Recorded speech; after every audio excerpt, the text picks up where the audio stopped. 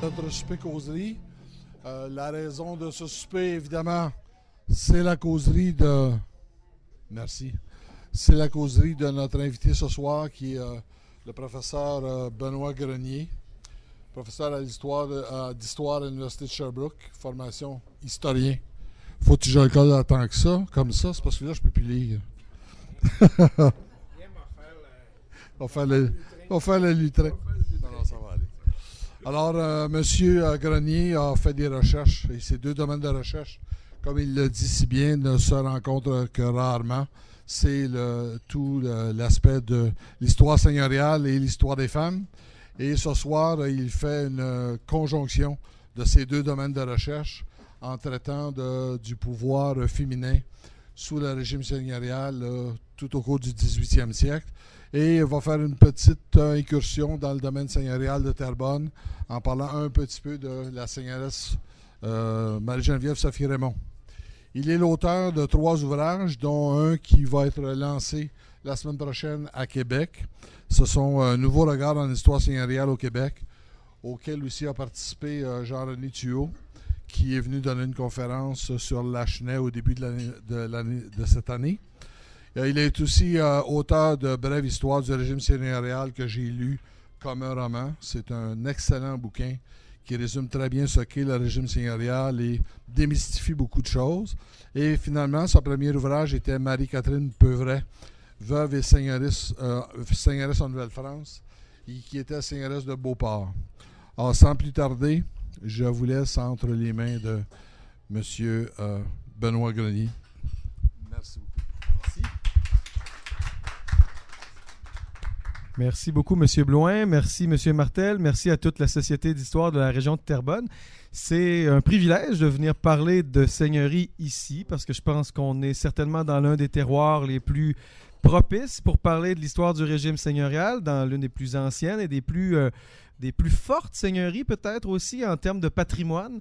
C'était un grand honneur d'être là, d'autant que j'avais jamais eu le plaisir de venir me balader dans le vieux Terrebonne. Alors je vais essayer de revenir une journée où il fait plus beau qu'aujourd'hui, mais malgré le mauvais temps, j'ai eu beaucoup de plaisir à me balader. Alors je reviendrai à l'été, c'est certain. Oui, effectivement, merci de cette belle invitation. Je vais essayer d'être digeste après ce repas délicieux. C'est toujours un peu difficile. J'espère que je vous garderai éveillé. On va parler de pouvoir des femmes. On va parler de régime seigneurial. Évidemment, c'est pas une conférence générale sur le régime seigneurial. Et c'est pas non plus une conférence générale sur l'histoire des femmes en Nouvelle-France. Alors, je vais essayer de toucher un peu aux deux. Si jamais vous avez l'impression par moment qu'il manque des bribes pour bien comprendre l'histoire, arrêtez-moi, OK? Mais on prévoira une période de questions à la fin pour les questions formelles. Mais si jamais là, vraiment vous avez besoin là, d'un complément ou de quelque chose qui vous manque, manifestez-vous, là, c'est ce que je dis à mes étudiants aussi, puis en général, je vous aperçois. Si je vous ignore, c'est parce que j'ai pas le temps. Je continue trop vite, je fais ça avec mes étudiants aussi. Alors, seigneuresse et pouvoir féminin dans l'histoire du Québec. D'abord, peut-être un mot sur le sens du mot seigneuresse. De quoi on parle quand on parle de seigneuresse? Je vais débuter avec une citation empruntée à un roman intitulé La Seigneuresse, qui, comme ça, si vous voyez à l'écran, là, la page couverture du livre trahit un peu l'époque à laquelle il est écrit. C'est 1960. Robert de Roquebrune, qui lui-même appartient à une famille seigneuriale de la région, d'ailleurs, de l'Assomption. Et il écrit ce roman en débutant par ces mots. Seigneuresse. Le mot n'est ni dans Littré ni dans Larousse, mais il appartient à la langue des anciens Canadiens, ce français si charmant et si pur qui fut parlé sur les abords du Saint-Laurent. Ce français a été celui de nos ancêtres pendant plus de 200 ans. Et là, c'est moi qui souligne. Et ce titre de seigneuresse désignait un des aspects les plus vivants de la société canadienne d'autrefois. Je pense qu'ici, à Terrebonne, on est bien placé pour le savoir, justement parce que l'histoire du régime seigneurial à laquelle on donne fin normalement en 1854 avec l'abolition. Il faudra me réinviter une autre fois pour que je vous dise que finalement, rien ne s'arrête vraiment en 1854 et qu'il y a des réminiscences du régime seigneurial au moins jusqu'en 1940 et probablement jusqu'aux années 1970 et qu'à certains égards, c'est peut-être pas totalement mort, c'est une autre conférence. Mais vous êtes bien placé ici à Terrebonne avec la seigneuresse justement Sophie Raymond Masson pour savoir que ces figures seigneuriales féminines ont eu un poids d'importance et qu'on les a souvent sous-estimées, qu'on en a beaucoup moins parlé que de leur père, que de leurs frères, que de leur mari. Et on va essayer peut-être dans les prochaines minutes, dans la prochaine heure, de se demander un peu pourquoi et de voir tout l'intérêt de travailler, d'étudier ces femmes qu'on appelle ici seigneuresses, même si ce mot, effectivement, n'est pas dans le dictionnaire, si vous ouvrez le dictionnaire. C'est vraiment un néologisme canadien. C'est un mot, comme beaucoup d'autres, comme la mairesse, par exemple. Hein? La mairesse, aujourd'hui, évidemment, on ne se pose pas la question. Au Québec, la mairesse, c'est la femme qui est maire. Il n'y a pas si longtemps encore, c'était plutôt la femme de monsieur le maire. La seigneuresse, c'est un peu la même chose. Alors, c'est un terme qui est ambigu. On va s'apercevoir que la seigneuresse, ça peut être la femme du seigneur, c'est souvent ça, qui peut avoir plus de pouvoir quand son mari est mort et qu'elle prend les commandes, comme ça a été le cas de Sophie Raymond à la mort du seigneur Masson. Ça peut être aussi la fille, l'héritière d'un seigneur. Alors, on va regarder dans un premier temps qu'est-ce que ça veut dire. Mais j'insiste sur le fait que ce mot-là n'existe pas officiellement dans la langue française, qu'il étonne quand je vais donner des conférences en France, j'en parle et là les gens sourient avec un petit sourire en coin, le québécois qui sort un mot qui est pas vraiment un mot. Il y a un rapport ambigu, qu'est-ce que ça veut dire? J'ai pas de réponse à ça, mais le mot il apparaît dans les documents officiels dès le régime français, à la fin du 17e siècle, donc vers 1680-90, on voit le mot apparaître dans les documents des notaires ou dans les registres paroissiaux quand un curé inhume une seigneuresse. Alors, on le rencontre. Et on le rencontre dans de nombreux documents, que ce soit pour les premières seigneuresses de Terrebonne, comme pour les autres dans la vallée du Saint-Laurent. Et au milieu du 18e siècle, donc avant la conquête, c'est clair que ce mot-là, il fait partie de l'usage. Il désigne, comme le dit Robert de Roquebrune, un aspect vivant de la société canadienne d'autrefois. Qui sont donc les seigneuresses? Rapidement. Les seigneuresses peuvent donc être les héritières d'un fief. Un fief, c'est une seigneurie. Donc, la fille d'un seigneur qui devient vraiment héritière si le hasard a voulu qu'elle soit fille unique ou qu'il n'y ait que des filles ou co-héritières, en partie d'une seigneurie. On va voir que c'est un cas de figure qui est assez rare, pour des raisons légales que je vais vous expliquer dans quelques minutes. Deuxième cas de figure, une femme qui obtiendrait une seigneurie. On est dans un pays neuf, la Nouvelle-France. On concède des seigneuries à des seigneurs. Je vous le dis tout de suite, on n'en parlera pas beaucoup des seigneuresses concessionnaires ce soir parce qu'elles se comptent sur les doigts d'une main. Sur les quelques 260-280 seigneuries qui ont été concédées, à 90%, 95%, les concessionnaires sont des hommes. Alors, être seigneur, c'est d'abord et avant tout une affaire d'hommes. N'imaginons pas une société de la Nouvelle-France, là, la vie en rose où tout est possible pour les femmes, il ne faut quand même pas exagérer. Mais il y a quelques cas de femmes qui obtiennent une seigneurie pour elles-mêmes, la plupart du temps, fille de ou sœur de ou veuve de. Dans le fond, on veut surtout, en leur concédant une seigneurie, reconnaître ce qu'a fait leur père, ce qu'a fait leur mari et que le hasard a voulu que la mort arrive peut-être un peu trop vite, mais ce sont des cas extrêmement rares et ce sont des femmes qui appartiennent à de grandes familles. Mais surtout, celle dont on va surtout parler ce soir, parce que c'est dans ce cas de figure-là le plus souvent qu'on rencontre des seigneuresses, ce sont des épouses de seigneurs, comme la femme du maire autrefois, donc comme la mairesse, mais qui, à la différence de la femme du maire, dont la fonction finalement, dont le titre honorifique passe par celui de son mari, la femme du seigneur, lorsque le seigneur décède, elle peut jouer un rôle considérable et parfois, pendant une période de temps, disons une transition, mais parfois, dans d'autres cas, pendant une période beaucoup plus longue. Donc, ces seigneuresses dont on va parler, ce sont le plus souvent des veuves de seigneurs.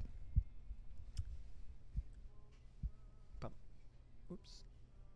Oui, il faut peut-être introduire rapidement la question plus générale de l'histoire des femmes, parce que bien sûr, si on a peu parlé dans l'histoire du Québec des seigneuresses, alors que pourtant, à l'échelle de telle ou telle seigneurie comme ici, on a tous, un peu partout, on va rencontrer des cas et on va nous évoquer des figures qui ont été marquantes. Et on les rencontre dans les archives. Et pourtant, les historiens en ont peu parlé. C'est peut-être tout simplement parce que jusqu'à récemment, vous le savez, l'histoire, les historiens, je devrais plutôt dire, c'est pas tant l'histoire que les historiens, étaient plutôt silencieux et que l'histoire des femmes, c'est quelque chose de récent dans la contribution des historiens. Donc, j'ai écrit ici le silence de l'histoire ou des historiens. Ça fait peut-être 40 ans maintenant qu'on a vraiment, pour reprendre les mots de ma collègue retraitée Micheline Dumont, une pionnière en histoire des femmes au Québec, découvert la mémoire des femmes, a découvert que les femmes étaient des actrices de l'histoire et pas seulement des témoins silencieux. Alors, d'abord, c'est relativement récent. Ensuite, ajoutons qu'il est vrai quand même que les archives sont plus silencieuses à l'endroit des femmes qu'à l'endroit des hommes. Il faut le reconnaître. Toute la documentation officielle, les documents d'archives qu'on considérait importants autrefois, parlent surtout des hommes. C'est pour ça que depuis peut-être 40, 50 ans, on s'est mis à trouver d'autres types de documents qui nous révèlent les femmes. Les archives privées, par exemple, les correspondances, les journaux intimes, qui vont nous parler de ce dont ne nous parlent pas les archives officielles. Donc, des archives avec lesquelles il faut parfois faire preuve de plus de curiosité. Et enfin, je pense que ce n'est pas la moindre des choses, ajoutons que l'histoire, je pense que je ne vous apprendrai rien ici ce soir, on dit souvent que l'histoire est écrite par les vainqueurs. Si on considère que pendant au moins 2000 ans, sinon plus, l'histoire a été dominée par les hommes et par le patriarcat, bien évidemment, l'histoire était écrite par les hommes. Alors, une histoire écrite par les hommes qui ne se souciaient pas toujours de chercher les femmes dans l'histoire, sinon les grandes, là, les reines, les saintes, etc. Ça, quand même, elles ont toujours eu une place. Mais disons, les femmes un peu plus près de la vie ordinaire. Un exemple, et je prends cet exemple-là parce que je le connais bien, la famille Juchereau-Duchesnay, une de ces grandes familles seigneuriales dans l'histoire du Québec, seigneur de Beauport dans la région de Québec et de plusieurs autres seigneuries. En 1903, Pierre-Georges Roy, qui est archiviste de la province, historien, on pourrait dire amateur, mais qui a écrit beaucoup d'histoires de familles seigneuriales, il écrit la famille Juchereau-Duchesnay, 400 quelques pages sur cette éminente famille, il remonte au tout début et puis il va jusqu'à son époque, au début du 20e siècle. 400 pages, 3 lignes sur Marie-Catherine Peuvray pour dire qu'elle a mis au monde les 17 enfants du seigneur Ignace Juchereau et qu'elle a été la mère d'eux. Alors, dans cette histoire seigneuriale qu'on faisait au Québec jusqu'à il n'y a pas si longtemps, on voyait plutôt des lignées de mâles qui se succédaient les uns après les autres. Et on oubliait parfois de regarder un peu plus loin, de lever la couverte et de dire « Oui, mais là, celui-là, quand son père meurt, il y a 2 ans, ou il y a 5 ans, ou il y a 10 ans, évidemment, c'est pas lui qui commande. Qu'est-ce qui se passe? » Et là, quand on fouille un peu, souvent, très souvent, on trouve une seigneuresse derrière l'histoire. C'est ce qui se passe à Beauport, par exemple. Je reviendrai à la fin sur le cas de Marie-Catherine Peuvray, s'il me reste du temps. Sinon, vous pourrez lire le livre. En 2005, donc 100 ans plus tard, alors là, la sensibilité à l'histoire des femmes est ce qu'elle est. Moi, je découvre cette femme-là dans les archives. Je m'aperçois qu'elle est partout, qu'elle est extrêmement importante pendant plus d'une vingtaine d'années. C'est elle qui commande, c'est elle qui administre sa seigneurie après la mort de son mari. Rien dans l'histoire n'en fait mention, dans ce livre 100 ans plus tôt, de toutes ses actions, en justice notamment. Et puis, non seulement ça, mais la mémoire semble avoir oublié aussi. Aucune rue, absolument rien dans la mémoire locale ne souligne son existence. Complètement oublié. Alors que les hommes de sa famille, ses fils, son mari, son père, son beau-père, tous les hommes de la famille ont une rue, ont quelque chose en leur honneur. Elle, inexistante. Alors, c'est un peu de là, pour une petite histoire, qu'est venu cet intérêt pour les seigneuresses, parce que moi-même originaire de cette seigneurie-là, je n'avais jamais entendu même son nom. J'ignorais absolument son existence. Et je pense que les historiens, 100 ans avant moi, essentiellement des hommes, mais ceci dit, je suis un homme aussi, ne pouvaient probablement pas concevoir que 200 ans, 300 ans plus tôt, des femmes avaient pu jouer un rôle de cette nature-là. Parce que peut-être, effectivement, qu'au tournant du 20e siècle, on avait atteint l'époque où les femmes étaient le plus confinées à la sphère domestique et que Pierre-Georges Roy, bien marié avec sa femme, d'une bonne bourgeoisie à Lévis, près de Québec, ne pouvait pas imaginer un tel rôle pour Marie-Catherine Peuvray. Pourtant, il voyait les archives, c'était un archiviste. Alors, l'historien voit ce qu'il cherche aussi, et il y a 100 ans, on ne cherchait pas les femmes dans les archives. Alors, un mot sur le droit. Là, je ne vais pas essayer de vous assommer ici avec le juridique, mais je pense qu'il y a quand même 2-3 petits éléments qu'il faut comprendre pour concevoir qu'est-ce que ça veut dire et dans quelles circonstances on peut avoir le pouvoir comme femme en Nouvelle-France. Alors, d'abord, il faut savoir qu'en Nouvelle-France, colonie française, on va mettre en place un système de droit français qu'on appelle la coutume de Paris. En France, il faut savoir que c'est extrêmement compliqué. Encore au 17e siècle, il y a différents systèmes de droit, de tradition écrite ou de tradition orale qu'on a fini par mettre par écrit, qu'on appelle les coutumes. Une de ces coutumes très importantes, c'est la coutume de Paris, parce qu'évidemment, elle est appliquée dans la grande région de Paris et au-delà. Et c'est celle-là qu'on va mettre en place en Nouvelle-France dans les années 1660, à l'exclusion de tout autre. Alors qu'en France, on a un imbroglio juridique, en Nouvelle-France, un seul corps de droit en ce qui concerne le droit civil. Je parle ici du droit civil. Donc, on met en place ce cadre juridique de la coutume de Paris. Donc, la coutume de Paris, elle prévoit plein de choses. En fait, c'est du droit privé, ça régit les rapports entre les individus, notamment le droit seigneurial. Et tous les premiers chapitres de la coutume de Paris traitent des affaires seigneuriales. Ça commence par la seigneurie. Ça nous rappelle à quel point, comme on le dit en France à l'époque, nulle terre sans seigneur. Les seigneurs, toute terre relève du pouvoir seigneurial. C'est vrai en France et c'est peut-être encore plus vrai en Nouvelle-France, autant dans le monde urbain que dans le monde rural. Quand on pense aux seigneuries, aujourd'hui, on pense à la campagne, c'est bucolique, on pense au paysage, c'est beaucoup plus que ça. Et en Nouvelle-France, toute terre dans la vallée du Saint-Laurent est seigneuriale. Donc, d'abord, les questions seigneuriales. Je ne vais pas m'attarder longuement là-dessus. Ce qui nous intéressera plus ici, c'est que la coutume de Paris prévoit aussi les règles de succession, donc l'héritage. Et c'est là que ça devient intéressant. Et ça encadre notamment 2 types de propriétés. La propriété qu'on appelle noble, c'est quoi une propriété noble? C'est une seigneurie. Et la propriété qu'on dit roturière. C'est quoi une propriété roturière? C'est une terre d'un censitaire concédée par un seigneur dans une seigneurie. Et selon qu'on possède une seigneurie ou qu'on possède une terre normale, une censive, elle ne se transmettra pas de la même façon. Pour faire rapide, une terre que vos ancêtres et les miens ont pu posséder dans n'importe quelle seigneurie de la Nouvelle-France, le principe veut, dans la coutume de Paris, qu'on divise de façon équitable entre tous les enfants, garçons et filles. Ça, c'est le principe. La coutume de Paris, elle est égalitaire. C'est ce qui fait qu'on a dit parfois que les Canadiens français, quand les Anglais sont arrivés, ils ont dit les Canadiens français, ils sont complètement stupides. Ils divisent leur terre à chaque génération, ce qui fait qu'ils se retrouvent avec un petit lopin de terre microscopique. Et puis, ils sont pauvres parce qu'évidemment, ils s'appauvrissent de génération en génération, alors que les Anglais ont le principe plutôt de transmettre à un héritier, souvent le fils aîné, le patrimoine, peut-être pas entier, mais la majeure partie du patrimoine. Donc ça, c'est vrai que c'est une différence. Dans la vraie vie, nos ancêtres, ils n'étaient pas si nonos. En fait, ils avaient plutôt tendance à essayer de garder intact le patrimoine, d'avantager les autres enfants d'une manière ou d'une autre, puis tant qu'il y a des terres neuves, ça va quand même assez bien. Ça va moins bien, la coutume de Paris, quand il n'y a plus de terres disponibles pour établir nos enfants. Il va falloir attendre le 19e siècle pour que ce soit vraiment problématique. Ça, c'est les gens comme vous et moi. Les seigneurs qui possèdent des seigneuries, des terres nobles, c'est plus compliqué. Là, pour la terre noble, la coutume dit qu'il y a un partage inégalitaire avec primogéniture mâle. Ça veut dire quoi, ça? Ça veut dire que le fils aîné, comme un peu dans la monarchie, est privilégié. Le fils aîné, vivant évidemment, donc va toujours avoir la plus grande partie de la seigneurie avec le domaine, le moulin, le manoir, pour éviter que ça se fragmente trop. Et les autres, selon le nombre d'enfants, vont se partager équitablement une partie.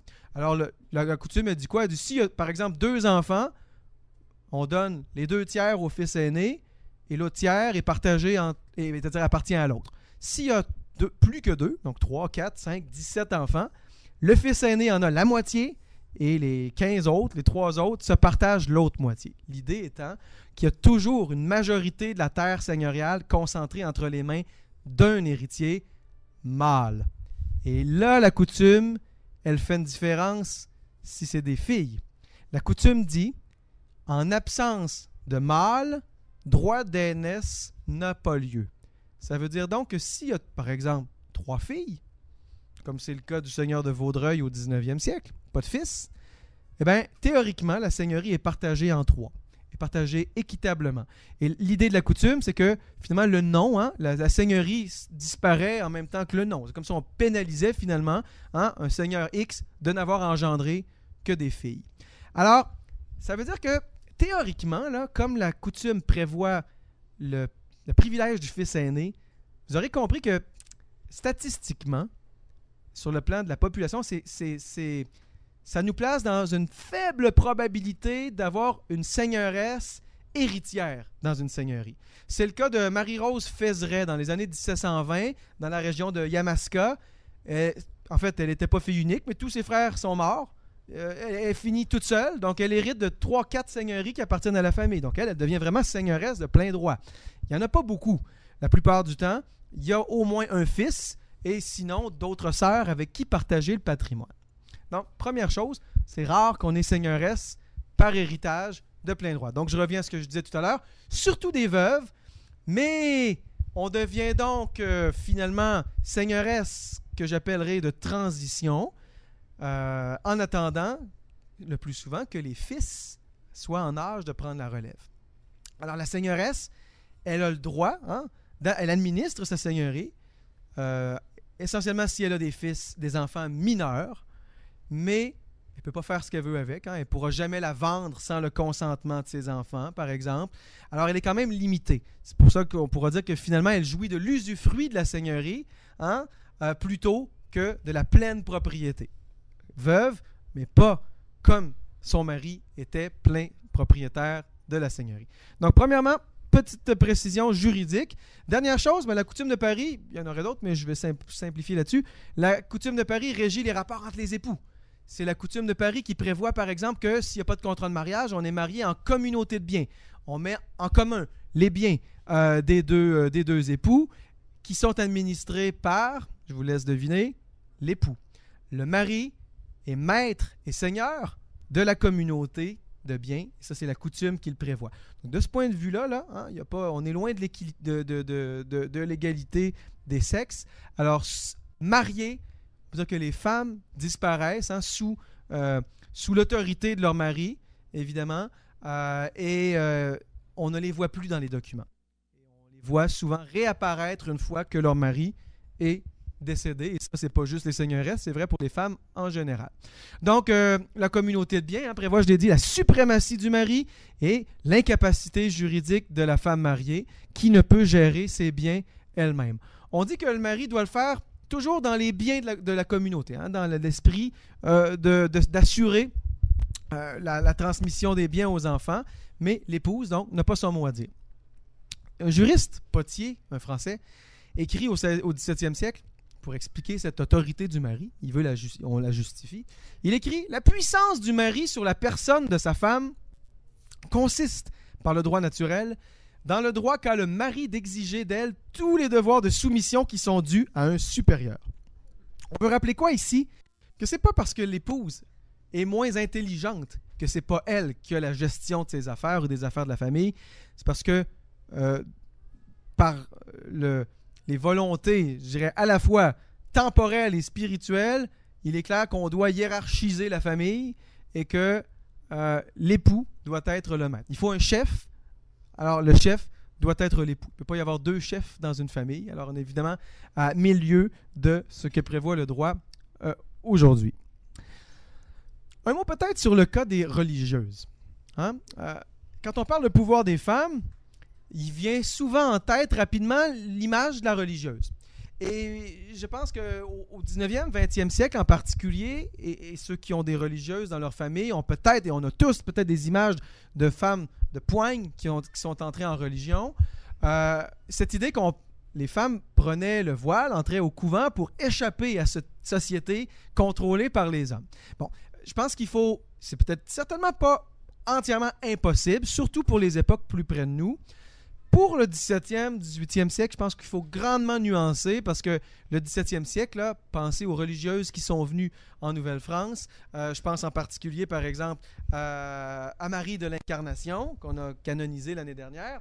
Eh bien, on est dans une grande époque de mysticisme. Ces femmes-là, comme les prêtres, comme les jésuites, par exemple, viennent ici pour risquer leur vie, pour convertir des âmes, et elles n'entrent pas en religion en se disant « je vais échapper au pouvoir des hommes ». Je ne pense pas du tout que c'est l'état d'esprit dans lequel il faut percevoir les choses. Une grande ère mystique, on est prêt à mourir pour sa foi, pour convertir les sauvages à la foi chrétienne. Donc, on a dit par contre que le couvent pouvait être, malgré tout, un lieu de pouvoir, que même Marie de l'Incarnation, Marguerite Bourgeois ont pu être à leurs heures des femmes d'affaires, parce qu'elles géraient une espèce de grande entreprise, finalement. Mais il y a une historienne, Colin Gray, qui a écrit un livre récemment, qui nous montre que même les supérieurs des communautés religieuses, là, elles sont très limitées dans leur pouvoir. Et qu'il y a toujours un contrôle. Et ce contrôle-là, c'est celui des hommes, notamment des évêques, ou des supérieurs des jésuites, ou des sulpiciens à Montréal. Alors, même les femmes en position d'autorité dans les communautés religieuses ne sont pas absolument maîtresses de toutes leurs décisions. Et là, j'en arrive à mon cas de figure des seigneuresses. Certaines religieuses sont aussi seigneuresses. Parce qu'en Nouvelle-France, il n'y a pas que des nobles qui obtiennent des seigneuries, il y a aussi des communautés religieuses. Surtout, entendons-nous tout de suite là-dessus, surtout des communautés masculines. Les jésuites vont être très très bien lotis en seigneurie. Les sulpiciens, l'île de Montréal, par exemple, mais la seigneurie de Saint-Sulpice, la seigneurie des Deux-Montagnes, grande seigneurie qui appartient aux Sulpiciens. On pourrait parler du Séminaire de Québec, qui a l'immense seigneurie de Beaupré, en plus de l'île Jésus. Plus tard, la Petite Nation, dans l'Outaouais. Surtout les communautés masculines. Les communautés féminines, Ursuline, Augustine, notamment, vont avoir des seigneuries, mais beaucoup plus petites, beaucoup moins bien localisées aussi.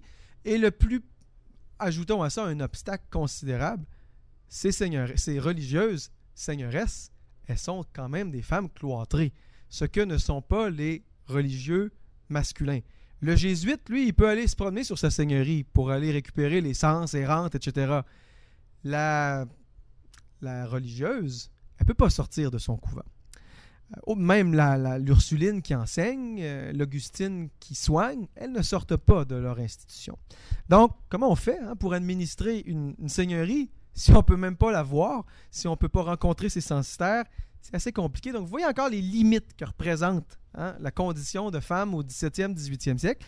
Jessica Barth vient de terminer une recherche sur cette question-là, donc, notamment en étudiant les Ursulines de Québec qui possèdent la seigneurie de Sainte-Croix dans l'Aubinière. 50 km de Québec, on va dire que c'est pas si loin, mais elles ne peuvent pas y mettre les pieds. Alors, comment elles font?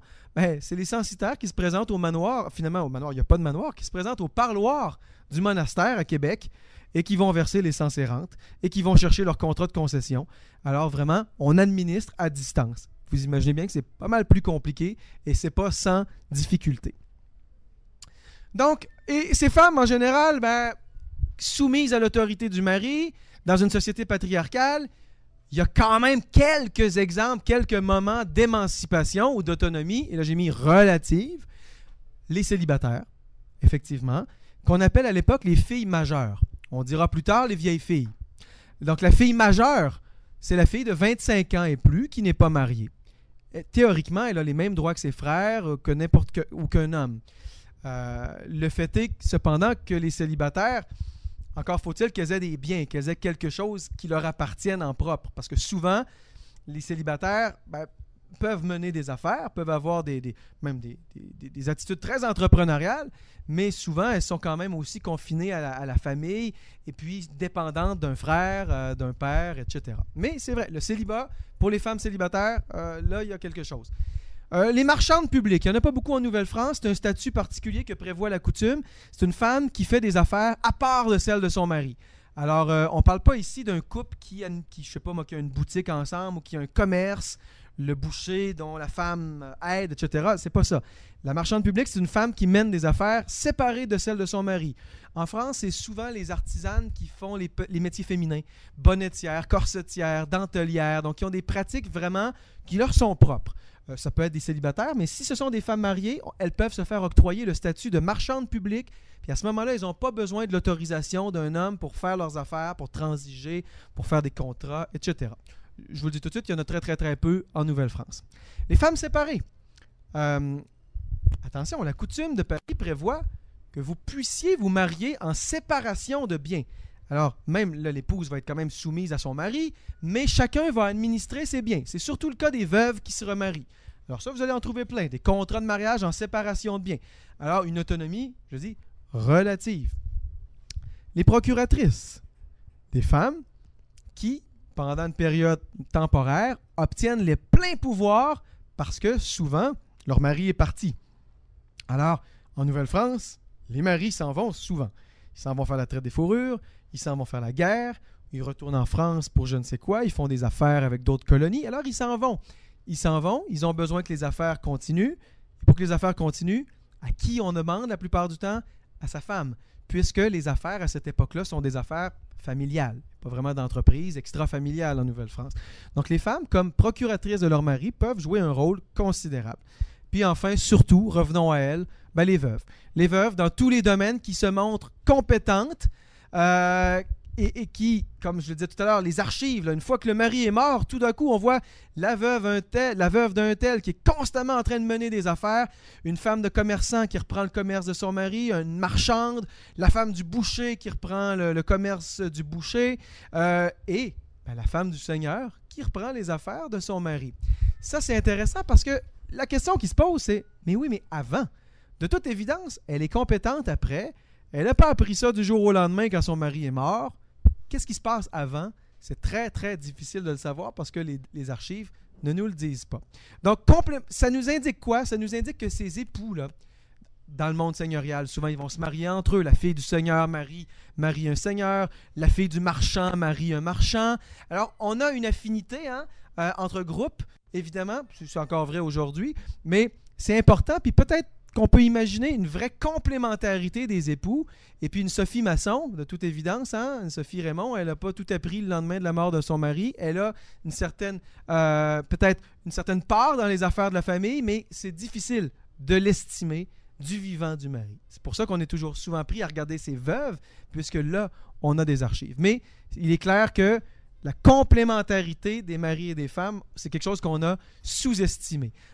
Que ce soit, je citais ici les deux seigneuresses du 18e siècle, Catherine de Saint-Georges ou Élisabeth de Ramsay au 18e siècle, qui se montrent actives, à tout le moins capables de vendre la seigneurie, dans le cas de Catherine de Saint-Georges, et Élisabeth de Ramsay, de longues années, puis à une période pas évidente, là, en période de conquête. De toute évidence, il y a une connaissance, il y a une compétence. Puis on peut même se demander si le seigneur X n'est pas allé choisir telle femme parce qu'il savait que la fille de tel seigneur, là, puis la fille de Claude de Ramsay, le gouverneur de Montréal, elle avait peut-être un petit quelque chose là, qui serait en mesure de l'aider à administrer ses affaires. Ça, on ne le saura jamais. Mais on peut se poser la question parce que de toute évidence, ça ne s'apprend pas du jour au lendemain. Arrivons à nos seigneuresses comme telles. Deux mots, là, ça a l'air un peu lourd ici. Les seigneuresses dont je vais vous parler dans les prochaines minutes viennent d'une recherche que j'avais menée il y a une dizaine d'années, alors que je travaillais sur les seigneurs résidant dans la vallée du Saint-Laurent. C'est pour ça que je n'ai pas de Terrebonne dans mon corpus, parce qu'à Terrebonne, jusqu'au Masson, on a essentiellement des seigneurs absents. En fait, soyez pas gênés de ça, la plupart des seigneuries n'ont jamais vu leur seigneur, j'exagère un peu, là, mais ont des seigneurs qui résident ailleurs. Ils résident à Montréal, ils résident à Québec, ils résident en France ou en Angleterre. Les seigneurs, là, ils sont, pour les 3/4 des seigneuries, des figures absentes. Alors, ils ont des administrateurs ou encore ils viennent faire un tour. Et ça, c'est sans compter tous nos religieux dont j'ai parlé tout à l'heure, qui sont évidemment pas, sauf les Sulpiciens à Montréal, qui sont évidemment pas résidents de leur seigneurie. Alors moi, j'avais travaillé sur les familles résidentes. D'une part, j'avais voulu voir un peu où est-ce qu'on a des seigneurs qui vivent dans leur seigneurie. Puis j'avais observé ça dans la longue durée, 17e, 18e, 19e siècle. Pardon. Et ensuite, j'avais retenu 10 seigneuries pour les observer vraiment dans la longue durée, ce qui me donnait 50 couples entre le 17e, 18e, 19e siècle. Et là-dessus, 29 veuves. 29 veuves qui pouvaient, oui ou non, reprendre les affaires puis exercer pouvoir dans leur seigneurie. 29 sur 50, ça nous rappelle quoi? Ça nous rappelle qu'en Nouvelle-France, les maris meurent plus souvent que les femmes. C'est pas tout à fait exact, mais les maris meurent souvent avant leurs femmes pour des raisons très pragmatiques. En général, ils sont plus vieux. En moyenne de 8 ans plus âgés que leur épouse, donc la loi de la moyenne veut qu'ils meurent avant. Alors, on a plus de veuves qu'on a de veufs. Une des questions qui va se poser, ces veuves-là, est-ce qu'elles se remarient? Alors là, dans notre conception contemporaine, on se dit « Wow, elles ont atteint enfin une position de puissance, elles peuvent faire ce qu'elles veulent, elles vont rester veuves. » On va voir, est-ce que c'est ce qu'elles font? Donc, 29 veuves sur 50 couples, on va s'apercevoir que c'est pas mal la question de l'âge qui détermine remariage ou pas. Et je vous dis tout de suite, hein, un homme, là, c'est pas mon propos, mais je vous le dis quand même, un homme, jusqu'au 19e siècle, quand il devient veuf, il va se remarier au moins jusqu'à une cinquantaine d'années, surtout s'il y a des enfants parce qu'il ne sait pas quoi faire avec. Il se remarie presque systématiquement. La veuve, c'est beaucoup plus discutable. Si elle est veuve à 20-25 ans, c'est à peu près sûr à 90% qu'elle va se remarier. Si elle devient veuve à 30 ans, on vient de baisser peut-être dans l'ordre de 60%. Et si elle devient veuve passé 40 ans, elle se remarie presque jamais. Alors, ça en dit beaucoup quand même aussi sur la nécessité ou pas de se remarier. Évidemment, nos veuves de seigneurs ne sont pas dans des conditions probablement misérables comme celle de la veuve d'un paysan qui a une terre à défricher et qui a besoin d'une paire de bras, ou que la veuve d'un artisan qu'il faut que le métier continue. Mais quand même, elles sont potentiellement habilitées à se remarier. Ici, une veuve de seigneur, Rosalie Chérier, la veuve de Joseph Papineau, la mère de Louis-Joseph Papineau. Ça, c'est simplement pour vous représenter sur la carte les seigneuries que j'avais étudiées. Je vous ai dit que j'en avais retenu une dizaine.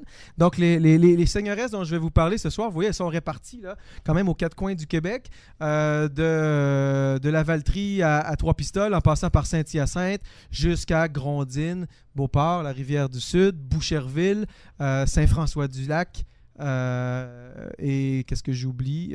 Saint-François-du-Lac, Baie-Saint-Antoine, si ma mémoire est bonne. Alors, sont-elles, nos veuves de seigneurs, libérées par la mort de leur époux? Parce qu'il y a beaucoup d'historiennes, notamment des historiennes féministes dans les années 70, qui ont montré que le veuvage était une possibilité d'émancipation exceptionnelle. C'est peut-être pas faux pour nos veuves de seigneurs, mais pour les veuves en général, c'est pas mal plus compliqué que ça. Alors, on a dit tout à l'heure qu'être seigneuresse, c'est une destinée plutôt inattendue. Finalement, il n'y a pas grand-chose qui nous amène à être seigneuresse, sauf la mort de son mari. Alors, le plus souvent, le cas de figure qui se présente, c'est qu'on est plutôt, je dirais qu'on passe plutôt d'épouse de seigneur à mère de seigneur. Alors, dans bien des cas, la liste qu'on peut voir dans l'histoire de telle ou telle seigneurie, des listes d'hommes, elles ne sont pas toujours trompeuses. Souvent, quand même, c'est vrai, si le père meurt suffisamment âgé pour avoir des fils en âge de prendre la succession, très souvent, c'est ce qui se produit. Alors, dans les documents, ce ne sont pas mes 29 seigneuresses, ne figurent pas toutes comme des figures proéminentes là, de femmes de pouvoir dans leur localité. Alors déjà, je vais peut-être vous décevoir, il y en a une bonne partie qui sont plutôt discrètes. Et ça joue beaucoup. Le facteur principal, c'est l'âge. Plus elles sont âgées, plus elles ont des enfants adultes, moins elles sont potentiellement des femmes qui vont prendre les choses en main.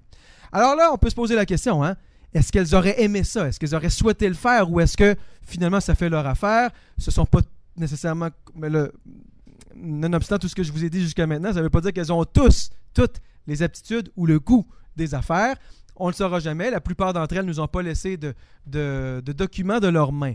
La plupart d'entre elles que j'ai étudiées sont au 17e, 18e siècle. Vraiment, il faudrait poursuivre la recherche. Par exemple, on le sait ici que pour Terrebonne, on a des écrits privés de la famille Masson. Alors là, pour ces seigneuresses, la fin du régime seigneurial, là, on a plus de documentation qui nous permettrait de comprendre un peu comment elles ont pu ressentir certains de ces changements. Mais la plupart du temps, on est assez limité pour le savoir. Donc, veuvage et composition de la famille. Oui, j'ai mis un beau, ça a l'air savant, là, juste un graphique. En fait, tout ce que ça dit, c'est que la ligne rose, là, c'est quel âge elles ont au décès du mari. Donc, vous voyez, ça augmente. Et le nombre d'enfants qu'elles ont avec les points bleus. Alors, évidemment, c'est pas compliqué. Plus elles sont âgées, moins elles ont de jeunes enfants à leur charge et moins, potentiellement, elles vont prendre en main les affaires de la famille. Alors, la question venait justement de cette réflexion-là sur le veuvage. Il y avait plein de travaux qui montraient que les veuves d'artisans, de commerçants reprennent les affaires de leur mari. Des historiennes avaient étudié les marchandes de Place Royale en Nouvelle-France, notamment la marchande Marie-Anne Barbet, en montrant qu'après la mort de son mari, Elle avait été extrêmement active pendant des décennies, en reprenant des affaires complexes. Alors moi, je me disais, pourquoi pas les seigneuresses, finalement? Évidemment, on les voit dans les documents, mais qu'est-ce qu'elles font concrètement? Alors, le premier choix, ce qui se présente quand on devient veuve, bien sûr, c'est est-ce qu'on se remarie ou on reste veuve? Eh bien, regardez, pour ces femmes qui appartiennent à l'élite, qui sont veuves de seigneurs, sur les 29 que moi j'ai observés, il y en a juste 2 qui vont se remarier. Seulement 2. Alors là, on pourrait se demander, qu'est-ce qui fait qu'on reste veuve? Alors, il y a cette idée selon laquelle la veuve, et là je vais vous mettre une citation dans une minute, vous allez pleurer, c'est de toute beauté. La veuve veut préserver le souvenir de son mari. La sainte veuve, évidemment, qui va passer la vie sur sa vie restant sur la tombe de son mari, à le pleurer, et puis bon, tout ça, ça se peut. Je pense pas que ce soit le facteur le plus important. Préserver l'indépendance, l'autonomie, avec une vision vraiment très, très, peut-être 20e siècle, peut-être, je ne suis pas sûr. Le plus souvent, peut-être vraiment le fait qu'on est plus âgé et on a moins le potentiel ou l'envie, tout simplement, de recommencer sa vie avec quelqu'un d'autre. Mais le statut de veuve, d'abord, dans la société de l'époque de la Nouvelle-France, c'est un statut qui est très, très ambigu. Parce que les veuves, à la fois, on les admire, ce sont des modèles de vertu, mais en même temps, la veuve, depuis très longtemps, on la craint, parce que c'est une femme possiblement seule dans une société où normalement ça prend un homme autour de vous ou au-dessus de vous, idéalement. Alors, le veuvage idéal, c'est celui de cette sainte veuve. Et là, je vous cite ici un noble français bien connu, Saint-Simon, qui écrit il parle de la marquise de Cavois. J'ai pris cet extrait-là, on est en France, on n'est même pas en Nouvelle-France, mais ça illustre c'est quoi dans l'esprit des hommes du temps une veuve parfaite. Alors, est-ce que je vais être capable de lire ça? Il écrit: elle conserva son premier deuil toute sa vie. Jamais ne découcha de la maison où elle l'avait perdu, dans le sens d'où il était mort, ni n'en sortit que pour aller 2 fois le jour à Saint-Sulpice prier dans la chapelle où il est enterré. Elle ne voulut jamais voir d'autres personnes que celles qu'elle avait vues dans les derniers temps de la maladie de son mari, ou le jour de sa mort, ne s'occupa que de bonnes œuvres de toutes sortes, presque toutes relatives au salut de l'âme de son mari, et se consuma ainsi en peu d'années. Bon, on est presque content pour elle, parce que ça n'a pas l'air très drôle. Une véhémence si égale et si soutenue, sans relâche ni amusement de quoi que ce soit, et toujours surnagée de religion, est peut-être un exemple unique et bien respectable. Bon, je pense pas que ça représente la réalité des veuves en général, mais ça vous montre cet idéal de vertu. La veuve idéale, c'est celle qui va consacrer sa vie à la mémoire de son mari. Je ne pense pas que ça a été le cas de nos veuves de seigneurs en Nouvelle-France.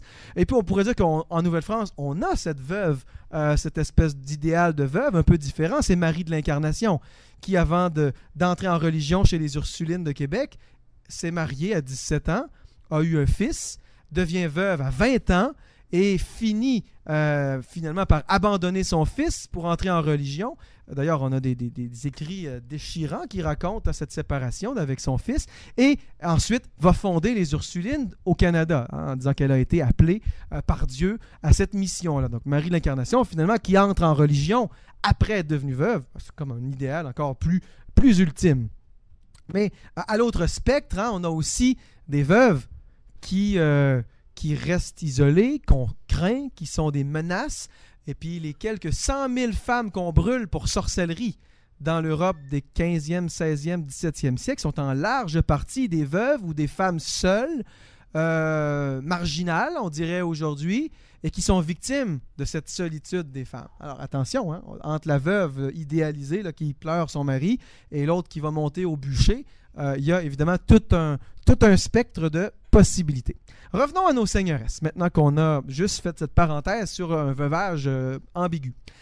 Ben d'abord, ce qu'on constate, c'est que sur mes 29 femmes, là, les 2 tiers, 15 sur 29, vont être très discrètes.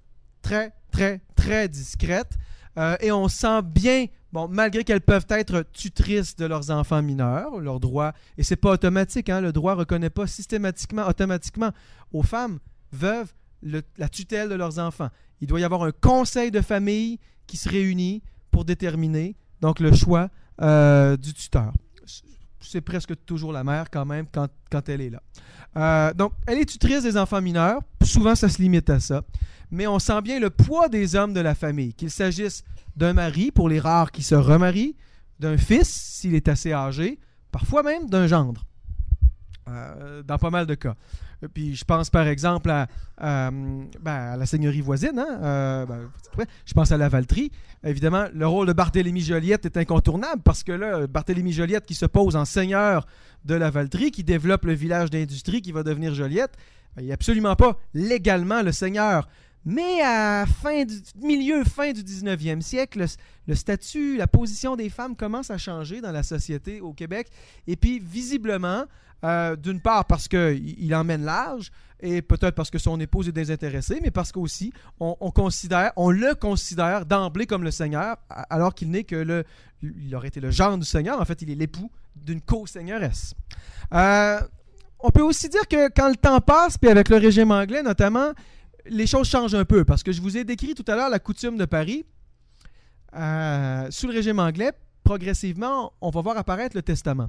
Sous la coutume de Paris, on fait des testaments, mais on ne fait pas de testament pour partager son patrimoine, parce que tout est prévu. Je vous ai dit, c'est soit le partage égalitaire pour les roturiers, soit le partage inégalitaire pour les nobles.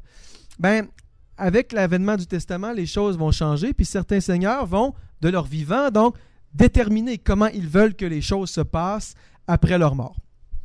Je ne vais pas beaucoup plus loin, mais il faut être conscient de ce changement-là. Donc, je parle rapidement parce qu'il y a peu à dire de ces femmes qui sont, disons, peu actives après la mort de leur mari. Il nous en reste quand même un petit groupe, une petite dizaine, que moi j'ai qualifié de seigneuresses plus actives. Je vous les énumère ici avec un certain nombre d'exemples, puis je vais vous parler plus spécifiquement de Marie-Catherine Peuvret parce que son cas, je pense, est vraiment particulièrement intéressant. On en a dans à peu près toutes les seigneuries, mais elles ne vont pas toutes jouer un rôle de façon aussi marquée. Il y a des cas, Geneviève Allier, je vais vous en reparler dans un instant, du côté de Montmagny, elle a 20 ans quand elle devient veuve. Alors, on s'attendrait à ce qu'elle se remarie tout de suite. C'est pas tout à fait ce qui va arriver.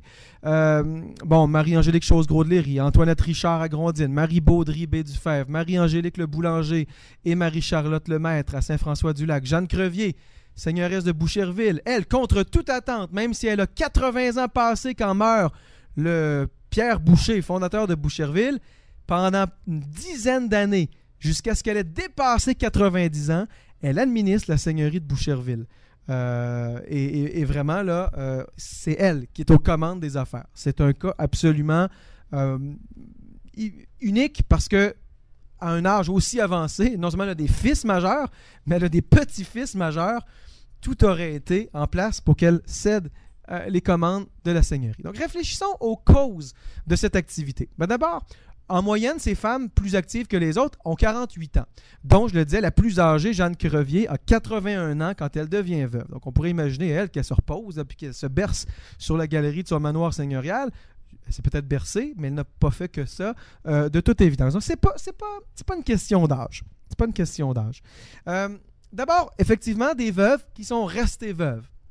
J'ai dit tout à l'heure qu'il y avait seulement 2 remariages, et là-dessus, la seule qui se remarie et qui joue vraiment un rôle déterminant, c'est Geneviève Allier, la veuve du seigneur Couillard à Montmagny. Son mari meurt vraiment accidentellement. Il meurt dans les événements de la conquête. Il meurt en septembre 1759, dans les jours qui suivent la bataille des Plaines d'Abraham. Et là, elle se retrouve veuve avec un bébé de quelques mois à peine. Elle a perdu 2 autres bébés. Elle a eu 3 accouchements dans les 4 dernières années.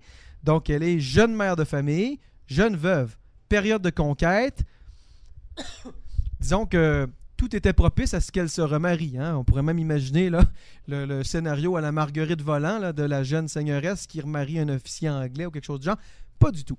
Geneviève Allier, malgré ses 20 ans et la présence d'un bébé, va rester veuve pendant 15 ans. Elle se remarie, mais elle se remarie à 35 ans.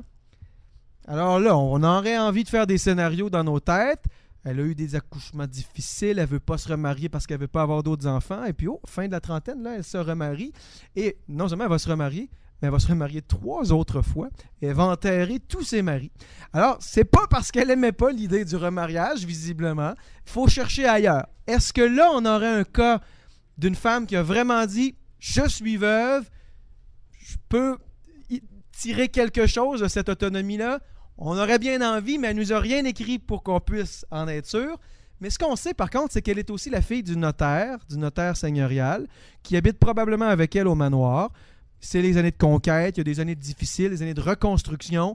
Il y a probablement des enjeux très, je dirais, matériels qui expliquent qu'elle ne se soit pas remariée avant une quinzaine d'années. Et puis c'est des années aussi où les nobles vont et reviennent entre la France et la Nouvelle-France. On ne sait pas trop est-ce qu'on va revenir, est-ce qu'on ne reviendra pas. C'est une période difficile pour se trouver un mari. Donc ça explique peut-être la quinzaine d'années qu'il faut avant qu'elle se remarie. Et vous devinez qu'elle n'aura pas d'autre enfant que ce fils qui, dans les documents, est présenté comme le seigneur, alors qu'il n'a que quelques mois. Et c'est sa mère, donc qui est vraiment, on pourrait dire, sa tutrice et la gestionnaire de la seigneurie pendant toutes ces années. Donc, c'est pas parce qu'elles se remarient qu'elles sont... c'est pas parce qu'elles sont veuves, en fait, comme telles, qu'elles sont si actives. Il faut chercher la cause ailleurs. Des fils. Et la cause, elle vient souvent dans soit l'absence de fils ou des fils qui sont absents, qui sont désintéressés ou mineurs carrément, ou je dirais parfois qui mènent des vies dissolues. À Saint-François-du-Lac, à 3 générations de suite, le Seigneur, il meurt jeune. Qu'est-ce que vous voulez? Il meurt de sa belle mort, mais relativement jeune, en laissant toujours des jeunes enfants. Et il y a comme une norme dans cette famille-là. Dès que le fils arrive à l'âge de la majorité, c'est 25 ans à l'époque, il prend la suite de son... Il prend la relève. La mère, c'est presque du jour au lendemain, là, on ne la reverra plus dans les documents.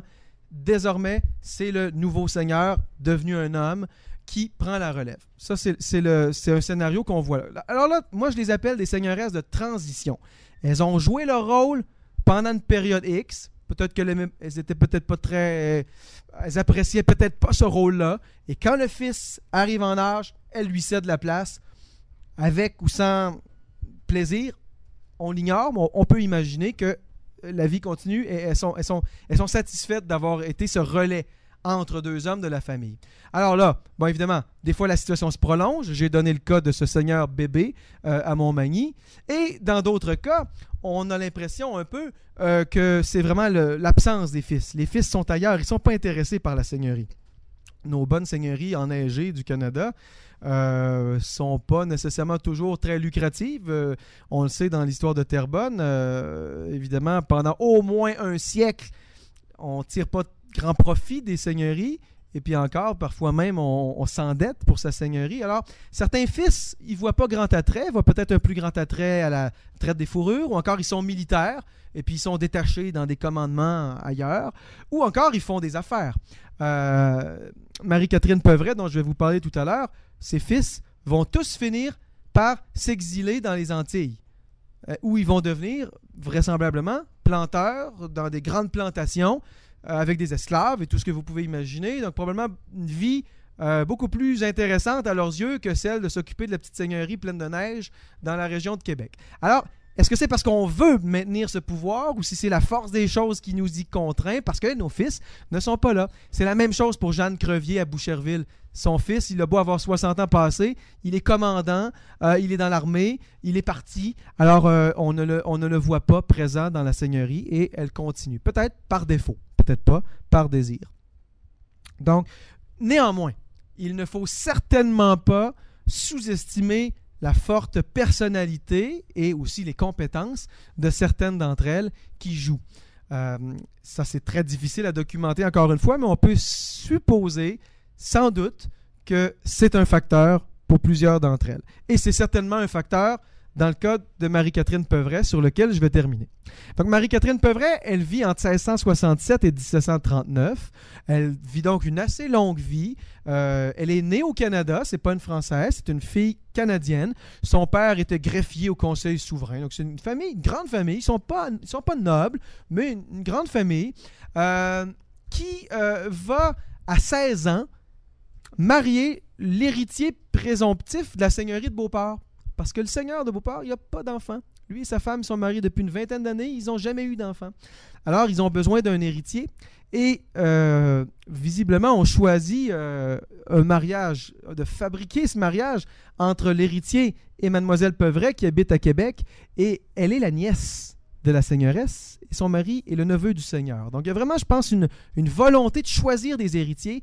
Et dans son cas, c'est intéressant parce que quand ils se marient, ils reçoivent en cadeau de noces, appelons ça comme ça, la seigneurie. Alors, on leur fait don de la seigneurie par contrat au moment de leur mariage. Alors là, c'est significatif. Elle ne sera pas juste veuve de. Elle est autant que son mari la propriétaire, parce que c'est à tous les deux qu'on a fait don de la seigneurie. Ça joue peut-être aussi dans l'attitude qu'elle va avoir plus tard dans sa vie. J'ai écrit une seigneuresse d'exception, point d'interrogation, je ne pense pas. Je pense qu'on pourrait multiplier les exemples comme ça, mais des 29 que j'ai vus, on ne peut pas dire qu'on a 29 Marie-Catherine Peuvret. On a plutôt un modèle plus effacé, avec quelques cas comme elle, véritablement actifs. Donc, elle devient veuve à 47 ans. Donc, c'est pile mon âge moyen là, des veuves que j'ai évoqué tout à l'heure. 17 enfants. Elle a eu 17 enfants en 29 ans, et c'est pas compliqué, hein, c'était un couple drôlement fertile. Elle, son mari n'était pas souvent absent, visiblement. D'ailleurs, elle met au monde son premier enfant 9 mois et 2 jours après son mariage. C'est pour vous dire qu'ils n'ont pas pris d'avance, mais ils n'ont pas attendu non plus. Alors, vraiment... Mais ces familles de la noblesse, là, elles avaient plus d'enfants que la moyenne, puisque c'est bien au-dessus de la moyenne là, des familles en Nouvelle-France. Là, c'est 7-8 enfants moyens. Puis il y en a la moitié qui meurt à peu près. Elle en aura 17. Les familles nobles ont plus d'enfants, en général, parce que les mères nobles n'allaitent pas leurs enfants. Elles les placent en nourrice. Or, bien évidemment, je ne sais pas dans quelle mesure elles en étaient conscientes à l'époque, mais quand on n'allaite pas, on peut retomber plus rapidement enceinte. Or, c'est visiblement ce qui lui arrive pendant de nombreuses années. Quand son mari meurt, le scénario a l'air parfait. Elle est assez âgée pour avoir déjà des fils matures. Donc, normalement, là, on devrait là avoir un scénario classique du fils qui prend là où son père a laissé. Elle a 2 filles, là-dessus, elle a 2 filles religieuses, déjà, à l'hôpital général de Québec. Les 2 seront supérieures de la communauté, l'une après l'autre d'ailleurs, hein, les supérieures des communautés religieuses, là, sous le régime français, toujours des filles qui appartiennent à ces grandes familles de la noblesse. Je vous les montre ici, ces 2 filles. Pourquoi? Parce que notre pauvre Marie-Catherine Peuvret, j'aurais bien aimé ça vous montrer un portrait. Il en a existé un dans son inventaire après décès, on mentionne son portrait. Mais visiblement, il a disparu depuis très très longtemps. Tout ce qu'on a, c'est les portraits de ces filles qui sont encore aujourd'hui sur les murs de l'hôpital général de Québec. Pourquoi? Parce qu'elles ont été supérieures. Alors là, laissez aller votre imagination. Écoute, on ne sait même pas si le peintre a été très fidèle à la réalité, pour ce qu'on voit. Mais voilà sa fille, la mère de Saint Joseph et la mère de l'enfant Jésus. Bof. Voilà. Alors, imaginez, à partir de là, fermez les yeux et imaginez la mère. Alors, 2 filles religieuses, 17 enfants au total. On s'entend, il y en a quelques-uns qui sont morts. 3 fils prêts à prendre la relève. Hein? Il y en a un qui a déjà 30 ans, un autre qui a 25, puis un autre qui a 21, 22. Donc, théoriquement, là, les choses sont bien organisées. L'avenir de la famille semble assuré. Mais là, les choses ne se passeront pas comme on l'imaginerait si on fait juste regarder la liste des enfants. D'abord, l'aîné, Joseph, il s'appelle sieur du Fargy. Fargy, c'est le bourg dans la seigneurie. Il a 30 ans, mais il ne semble pas du tout intéressé. Il s'est fait concéder dans ces années-là les îles de la Madeleine. Alors, des îles de la Madeleine à la région de Québec, là, c'est quand même une trotte au 17e siècle. Alors, il s'occupe de pêche. C'est un entrepreneur. Il fait même, à un moment donné, un peu de construction navale dans la région de Québec. Il semble avoir la fibre entrepreneuriale plus que la fibre du seigneur cultivateur. Alors, jamais, il n'est pas là, il est désintéressé. En fait, il vient mourir au manoir seigneurial à 35 ans. Alors, en plus, il meurt sans enfant, relativement jeune. Donc, la mère, on peut imaginer que pendant une dizaine d'années, elle a continué parce que son fils n'était pas là. Mais là, lui, il meurt. On se dit, bingo, il y en a 2 autres juste après. Ignace Augustin puis Ignace Alexandre. C'est pas toujours simple de les démêler, ces 2-là. Un qu'on appelle le sieur de Saint-Michel, l'autre qu'on appelle le sieur de Saint-Denis. Donc, ils avaient 23 puis 21 ans quand leur père est mort, mais là, 10 ans plus tard, ils sont rendus à 33 puis à 31. Mais entre-temps, nos 2 moineaux, C'est eux qui ont plutôt l'intérêt pour la mer. Ils deviennent capitaines de navires. Et c'est ces deux-là qui s'installent à Saint-Domingue. Saint-Domingue, c'est Haïti aujourd'hui. C'est la perle des Antilles. C'est la colonie la plus riche de la France. C'est bon, les esclaves et tout ce qui vient avec. Alors, nos deux fils, ils vont quitter. Tout ce qu'on sait dans les archives canadiennes, c'est qu'ils ont quitté. Ils sont dit établis planteurs à Saint-Domingue et on ne les reverra jamais dans la colonie. Alors là, on commence à voir se multiplier ces départs de fils, la mer qui emmène large. Et vous allez voir dans un instant que par la suite des choses, on peut peut-être penser que moi, je formule ça à la blague des fois en me disant, je ne sais pas si ces fils avaient l'attrait de la mer MER ou plutôt la fuite de la mer ME accent grave RE. Je pense que j'ai sauté un. Donc, conséquence, vers 1725, donc elle est rendue à 57 ans, ça fait 10 ans qu'elle est veuve, il lui reste à la maison 6 enfants, un seul fils, le plus jeune, qui est encore mineur, et 5 filles célibataires. Et juste pour parenthèse, parce que c'est quand même assez drôle, elle s'est mariée à 16 ans, elle a eu 17 enfants. Ses filles vont se marier entre 35 et 40 ans et n'auront qu'un ou deux enfants en moyenne. Faites la déduction que vous voulez. Peut-être qu'elles ont dit, moi je ne ferai pas comme ma mère. Dont une qui se marie à 40 ans puis qui aura quand même des enfants. Donc, ça a pour effet que Marie-Catherine, elle reste en charge de sa seigneurie pendant longtemps, pendant de longues années, en fait pendant 23 ans, jusqu'à son décès, âgé de 72 ans. Alors là, on a deux idées. On se dit, bon, mais pauvre elle, ses fils sont partis, elle est prise à s'occuper de sa seigneurie, on ne sait pas si elle le souhaite, ou vraiment, c'est une mère acariâtre qui chasse ses fils et puis qui a mauvais caractère et qui veut vraiment mener sa vie comme elle l'entend et s'occuper de sa seigneurie.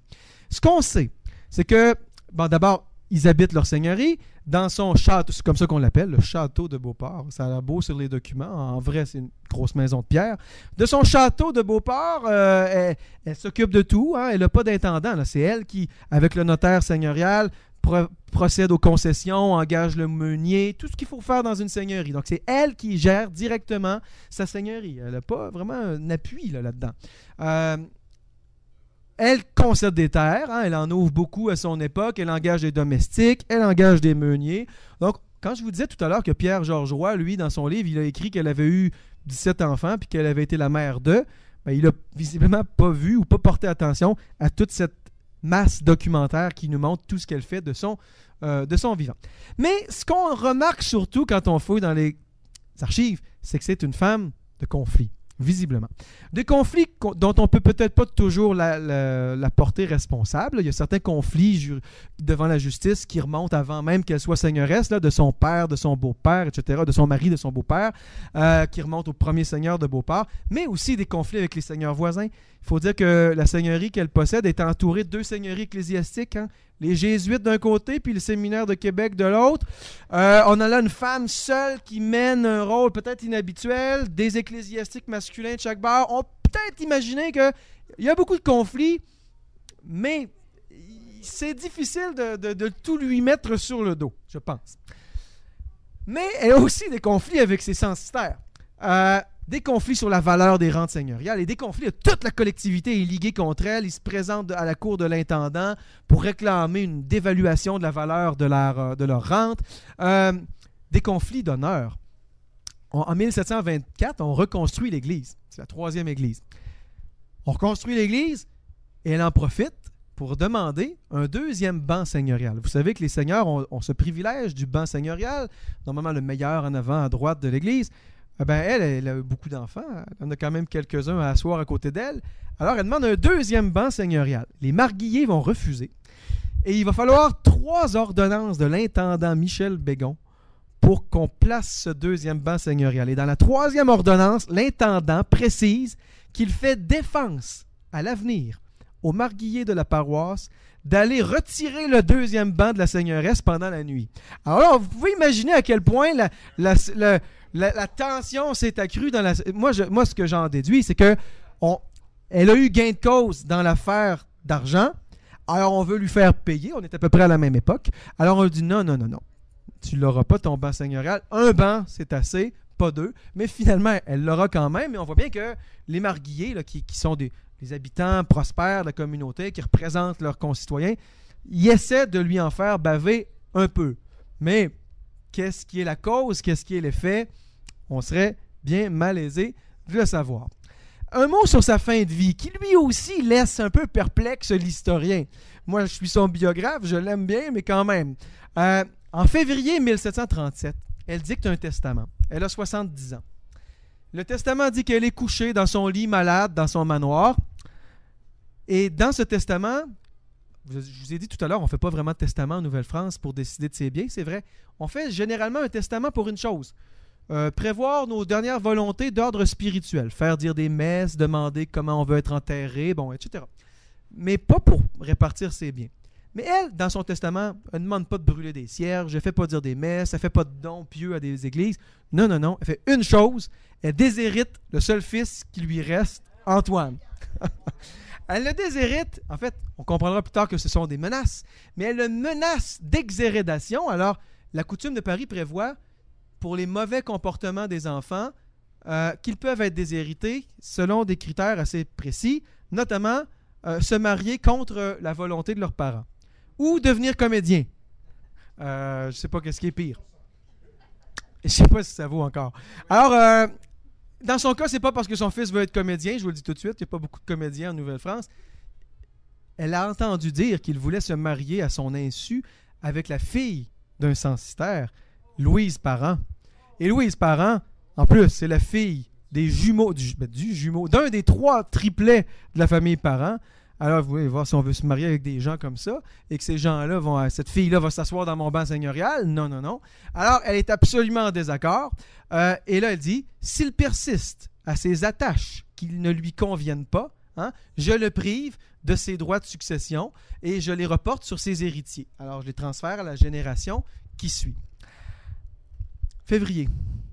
10 avril, 2 mois plus tard, contrat de mariage de son fils, pas avec Louise Parent, avec mademoiselle Chartier de Lobinière, qui appartient à l'une des plus grandes familles de la ville de Québec, noble comme il se doit.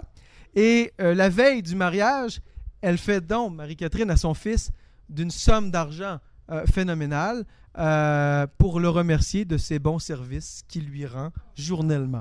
Alors, elle a changé son fusil d'épaule parce que là, il a choisi de se marier à la convenance de sa mère. Alors, il ne sera pas déshérité et elle est satisfaite. Il se marie et d'ailleurs, un an après le mariage, elle devient, à 71 ans, alors qu'elle a eu 17 enfants, elle devient grand-mère pour la première fois. Ça vous dit à quel point, hein?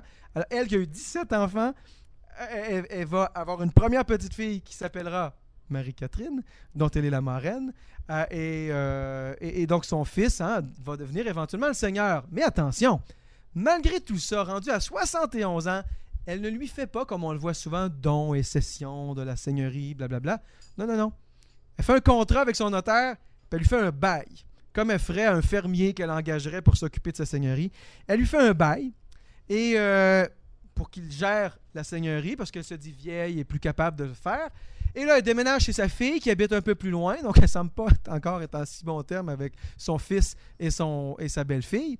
Et elle va décéder chez sa fille quelques mois plus tard, à l'âge de 72 ans. Et le plus drôle dans l'histoire, c'est qu'on apprend, en lisant l'inventaire de ses biens après sa mort, que non seulement elle avait fait le bail à son fils, mais dans ses biens qu'elle avait amenés chez sa fille, il y avait une cassette, un coffre de métal qui contient tous les titres et papiers de la seigneurie. Ce qui fait qu'elle était partie avec les papiers, ne laissant même pas à son fils ce qu'il fallait pour l'administrer. Alors, on a vraiment, de toute évidence, une femme de caractère. Il n'y a pas de doute là-dessus. Une femme de fort caractère, mais on peut néanmoins, en guise de conclusion, proposer quelques pistes. Est-ce que ce pouvoir féminin d'une seigneuresse qui ne se contente pas d'être une seigneuresse de transition entre 2 mâles pendant quelques années, ce pouvoir, quand il dure très longtemps, est-ce que finalement, dans une société qui est quand même très dominée par les hommes, est-ce qu'il ne dérange pas? Est-ce que ce ne serait pas, en partie tout le moins, la cause de tous ces conflits avec les seigneurs voisins, avec ses censitaires, ses enfants, je ne sais pas. Mais bref, une femme qui a une autorité qui peut déranger. Moi, je soulève la piste. Je pense que oui. Je pense aussi qu'elle a un fort caractère, pour ne pas dire un mauvais caractère. Mais je pense qu'il faut multiplier les études de cas comme celui-là pour être en mesure de poser des conclusions un peu plus sûres. Est-ce que beaucoup de femmes seigneuresses sous le régime français sont aussi fréquemment en conflit qu'elle? J'en ai pas vu beaucoup, mais je suis convaincu qu'elle n'est pas la seule. Oui. C'est juste ton image, elle n'est pas anodine, là. Ça représente quoi exactement? Oui, j'allais terminer là-dessus. C'est le fameux château de Beauport. Alors, c'est le manoir seigneurial. Ce que vous voyez en arrière-plan, c'est la ville de Québec. Donc, vous êtes à Beauport, au bord de la rivière qui porte le même nom. Alors, un peu ici, finalement, on pourrait dire que Beauport a cette relation avec Québec que peut-être Terrebonne avait avec Montréal, moyennant une île entre les deux dans ce cas-ci. Mais vous avez là ce manoir qu'on estime être la plus ancienne maison de pierre construite à l'extérieur de la ville de Québec. Il daterait de 1642-1645, mais il n'en reste plus rien aujourd'hui, il ne faut pas le chercher. Il y a une non-mémoire, et c'est vraiment très très différent de ce qu'on peut voir à Terrebonne, une absence de mémoire de la seigneurie dans ce qui était la plus ancienne seigneurie en Nouvelle-France. Le manoir brûle pas longtemps après que la famille seigneuriale l'ait quitté, vers 1870, et il n'en reste absolument rien, même pas une plaque qui commémorerait. On a là une belle entrée d'autoroute maintenant qui mène vers la ville de Québec. Alors, en guise de conclusion, est-ce que ce pouvoir... Mais c'est là, et dans le Testament, c'est très beau parce qu'on dit « dans sa chambre, donnant sur le fleuve », donc on peut imaginer à l'arrière, couché au lit, malade, mais saine d'esprit, bien évidemment, c'est ce qu'on met toujours au début d'un testament. Alors c'est là qu'elle dicte ce fameux testament, et c'est de là qu'elle administre pendant de longues années la seigneurie de Beauport. Mais elle y a vécu pendant 60 ans, en a été vraiment la maîtresse, la seigneuresse aux commandes pendant près de 25 ans, et absolument rien, hein? Aucune mémoire. Évidemment, on ne peut pas s'attendre à ce que 250 ans après, on se souvienne d'elle, mais il n'y a rien qui a été transmis, puis on n'a jamais eu le souci, et encore aujourd'hui, aucune rue, aucun bâtiment ne commémore sa mémoire. En conclusion aussi, je dirais qu'il faut poursuivre cette étude et la pousser au 19e siècle, notamment pour étudier ces seigneuresses du 19e siècle, à une époque où on dit généralement dans l'histoire du Québec qu'il y a peut-être un durcissement, notamment du droit, à l'endroit des femmes. Vous savez, en Nouvelle-France, là, la femme mariée ne prend pas le nom de son mari. Hein. Elle signe, elle garde son nom de jeune fille toute sa vie durant. Eh bien, ce passage du 19e siècle qui amènera à devenir Madame Arthur Tremblay en 1850 ou en 1900, c'est peut-être la période la moins bien documentée de l'histoire du Québec par les historiens. Moi, je travaille beaucoup pour que des étudiants là, avancent sur cette période-là, notamment sur la question des seigneuresses. Parce que alors que j'ai vu des seigneuresses très dynamiques en Nouvelle-France, je suis convaincu qu'il y en a aussi au 19e siècle, mais ce qu'on met de l'avant à l'époque victorienne, c'est la vertu, hein, comme je disais, la vertu de ces femmes de seigneurs, ces couronnes de vertu. Et je mets en exemple ici, peut-être l'église la plus intéressante sur le plan du patrimoine seigneurial, c'est l'église Saint-Michel de Vaudreuil. Si vous ne la connaissez pas, ça vaut la peine d'y aller. L'église en elle-même est magnifique, c'est une église très très bien conservée du fin du 18e siècle et qu'on n'a pas, je dirais, dénaturée là, au 19e et au 20e siècle. Vaudreuil, qui aujourd'hui, évidemment, est rendu une grosse banlieue de Montréal, mais qui est resté longtemps un village assez petit pour ne pas avoir besoin de trop agrandir l'église, eh bien, ça nous permet aujourd'hui d'avoir cette église-là qui contient, entre autres, une chapelle seigneuriale qui a été utilisée jusqu'à très récemment par la famille Lobinière-Harwood, qui étaient des seigneurs résidents à Vaudreuil. Et quand on rentre dans l'église, on a cette partie, une chapelle latérale avec les épitaphes qui rappellent les membres de la famille seigneuriale qui sont enterrés là, dont la première seigneuresse, c'est la pierre noire au fond, qui était Marie-Josette Godefroy de Tonnancourt. Ces seigneuresses-là, je ne les ai pas étudiées, mais je pense qu'il faut aller vers le 19e siècle parce que je suis convaincu que il y a autre chose que, et je citerai, cette mère des pauvres fut su réunir et faire aimer toutes les vertus, pleurer sur sa tombe, honorer sa mémoire, prier Dieu pour elle. Alors, ce qui nous reste de ces seigneuresses du 19e siècle, ce sont ces couronnes de charité, de vertu, peut-être, l'était-elle, mais moi je suis convaincu qu'il y a autre chose derrière ces femmes-là, que ce soit Sophie Masson ici ou que ce soit d'autres seigneuresses au Québec, et j'espère que peut-être un jour pouvoir revenir vous parler de la suite de cette histoire. Et là, il nous reste le temps que vous le souhaiterez pour les questions. J'en avais photographié 2-3 autres parce que vraiment, elles reprennent toutes le même scénario. Hein. Ici, c'est Son épouse, est-ce que je vois le nom? Décédée à Vaudreuil. Épouse, ah oui, le nom est en haut, je ne le vois pas. Mais ce que je voulais voir, c'est en bas. La femme, on cite un proverbe ici de la Bible. La femme sage relève sa maison, elle ouvre sa main à l'indigent et tend les bras aux pauvres. Alors, c'est vraiment ce que l'on veut mettre de l'avant. Et même chose sur l'épitaphe de Michel Eustache, Gaspard Chartier de Lobinière. En bas, une petite ligne rouge, on a ajouté « Vivement regretté des pauvres et des siens ». Merci.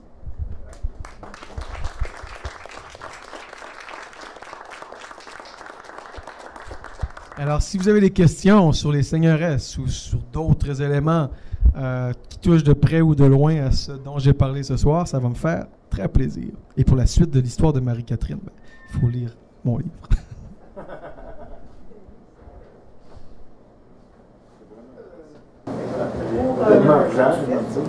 Pour savoir un petit peu le fil de leur vie, ce sont quels documents? La plupart du temps, pour le 18e, 17e, on est on est limité par les archives de notaires, la plupart du temps, ou les registres paroissiaux. Donc, c'est des archives qui sont assez laconiques, hein, parce que ça ne nous dit pas ce qu'on voudrait que ça nous dise. Les archives judiciaires, quand il y a des poursuites, comme ce que j'ai évoqué avec le cas de Marie-Catherine Peuvret, ça, déjà, ça parle un peu plus. Certaines archives de la paroisse.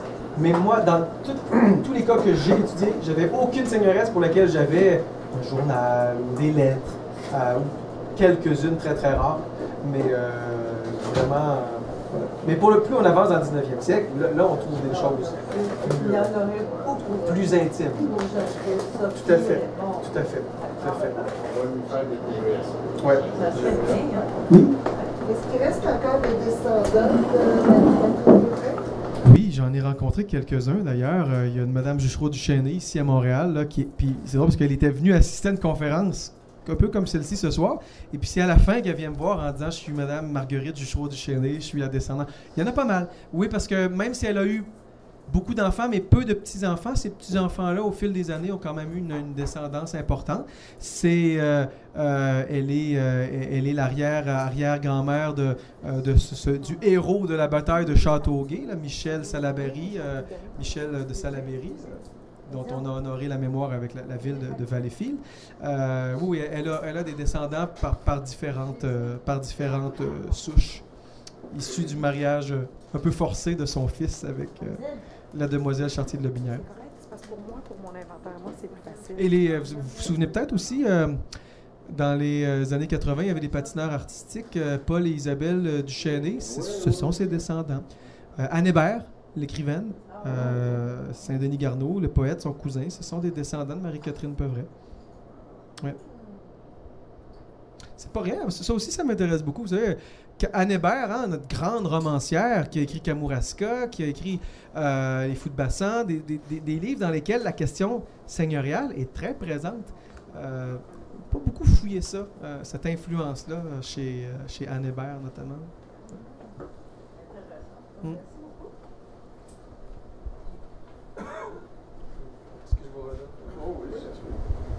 Merci beaucoup, M. Grenier. C'est extrêmement intéressant.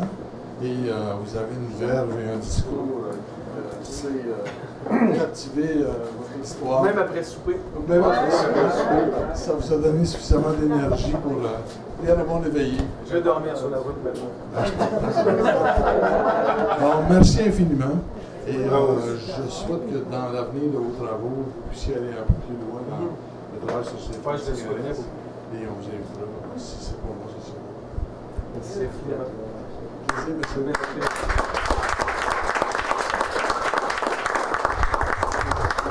Ça fait longtemps qu'on a...